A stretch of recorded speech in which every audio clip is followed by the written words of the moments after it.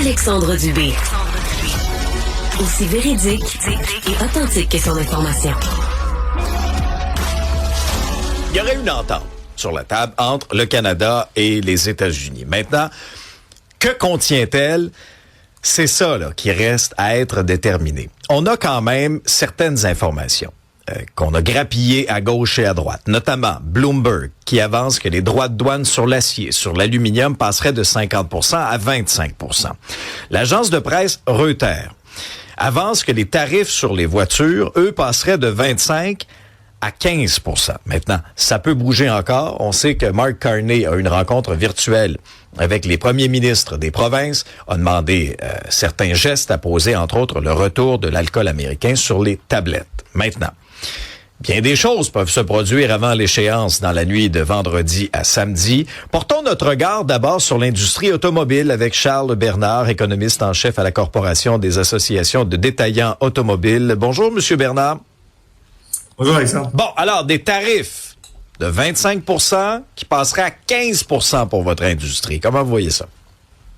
Ouais, donc, je pense que l'élément principal, c'est au niveau de la clarté, là. Donc, est-ce que s'il y a une entente qui réduit effectivement les tarifs sur l'industrie automobile en Amérique du Nord, qui aussi, j'imagine, mènerait à un retrait des tarifs canadiens sur les véhicules entrants, c'est quelque chose qui est positif, qui aura un impact notable sur l'accès à l'inventaire, sur le prix aussi d'une certaine façon.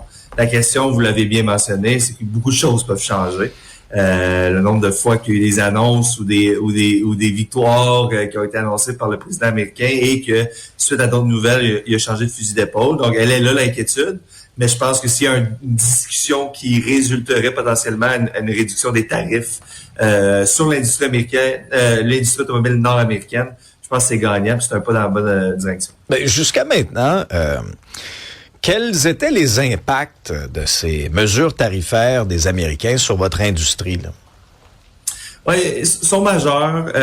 Comme je l'ai dit, c'est pas juste des tarifs américains, dans le sens qu'on a répondu, nous, au Canada, avec des tarifs sur les véhicules faits aux États-Unis. Donc, ce qui a eu un impact, c'est majoritairement sur le niveau de l'inventaire et la variété. C'est-à-dire que, comme vous le savez, il y a des marques qui ont décidé parce qu'ils n'avaient pas la capacité de produire un véhicule populaire au Canada ou au Québec ailleurs, de soit arrêter la vente de ce véhicule au Canada pour pas offrir un produit aux Canadiens qui était au niveau exorbitant au niveau du prix. Et à l'inverse, il y a eu des compagnies qui ont décidé de faire une production soit au Japon ou en Allemagne ou en Europe. Ça a eu un impact sur les coûts. La réalité, c'est qu'au niveau des coûts, au niveau que le prix que les consommateurs ont vu au cours des 18 derniers mois, ça a été moins pire qu'anticipé. La raison est que les compagnies ont décidé d'absorber beaucoup de ce coût-là financier. C'est-à-dire que beaucoup de marques se disent, moi, si ce coût-là que j'absorbe en ce moment, je le donne aux consommateurs au Canada, ben mon produit, je me sors de gamme de prix, je serai pas capable de le vendre. Donc, les consommateurs, comme je disais, au niveau de l'inventaire, au niveau de la quantité, de la variété, il y a eu un effet. Au niveau du prix, dépendamment des marques, il y a eu des augmentations, surtout à cause de l'acier et de l'aluminium, moins aigu que prévu. La question, c'est que tant que cette situation-là n'est pas réglée, l'élastique là, que les financiers, que les compagnies sont en train d'étirer, il y a des compagnies qui sont pas capables de l'étirer fort bien plus longtemps. Et donc, si cette situation-là était maintenue, il y aurait un risque que plusieurs compagnies doivent transposer ces hausses de coûts-là sur le consommateur. Et là, ça a un impact sur les ventes, sur les concessionnaires et sur les acheteurs. Le fait d'avoir, un petit peu de prévisibilité là avec cette entente-là, advenant le cas, prenons les chiffres là, qui circulent présentement, ça passe de 25% à 15%. Mais, je dis, vous avez quand même des tarifs de 15%, c'est-à-dire que on vivait dans un monde il y a quelques mois à peine où il y en avait pas de ça, là. C'est un peu, est-ce que c'est un peu paradoxal qu'on est censé se réjouir aujourd'hui? Ah, ben, c'est juste 15% de tarifs, je veux dire. 15%, c'est pas rien, là, quand on achète une bagnole, là. Ouais. C'est une excellente question. Je pense que c'est une question que je me pose à chaque jour, Alexandre, aussi, là, de où qu'on est rendu par rapport à ça. Je pense que d'autres de vos commentateurs vont avoir des perspectives uniques. Je pense que ce qui est surprenant de ça, c'est que l'entente qui avait mené l'économie automobile intégrée en Amérique du Nord, elle est là depuis 30-35 ans. Elle a été formalisée partiellement ou structurée avec l'accord qui a été signé en 2018-2019. Monsieur Trump était là lors des négociations. Donc ça, c'est particulier que quelqu'un qui était impliqué, qui était fier d'avoir signé cette entente-là, tout d'un coup la déchire.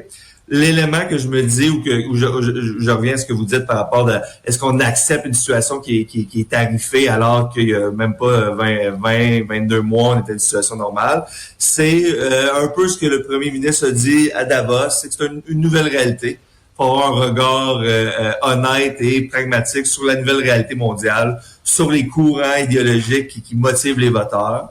Et donc, je pense qu'à cette réalité-là, on comprend que notre relation avec les Américains va changer. Donc, avoir une situation où on a démobilisé ou déescaladé une chicane essentiellement commerciale, c'est positif. Au niveau de l'automobile, on va voir aussi, dans les sources que vous avez mentionnées, il était question aussi du contenu simplement américain.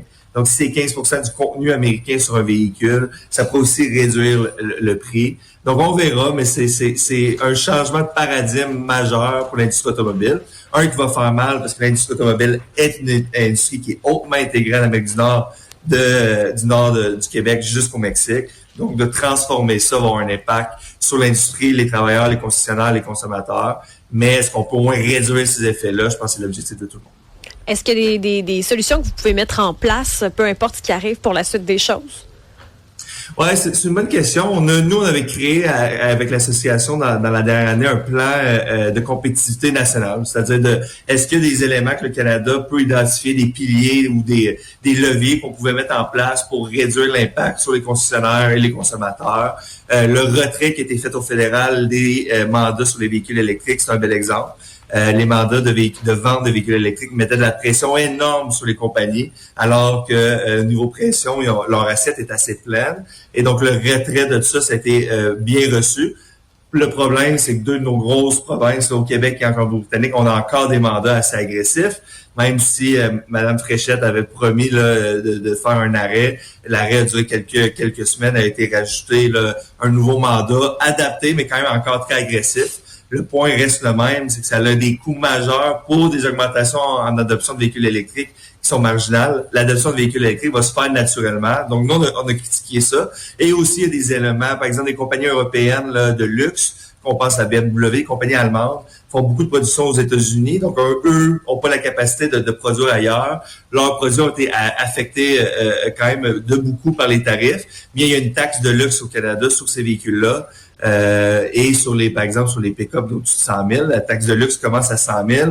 Vous savez que les véhicules ont augmenté de prix. Nous, on fait un commentaire. Ils ont enlevé la taxe de luxe sur les bateaux privés et les jets, mais pas sur les véhicules. Je comprends qu'ils disaient qu'ils faisaient pas d'argent avec la taxe, mais c'est des petits éléments comme ça que si on les enlevait, ça ferait un terrain un peu moins granulaire, un peu moins avec des bosses qui aideraient les concessionnaires et les consommateurs. Mais l'aspect de l'intégration économique, c'est l'élément clé.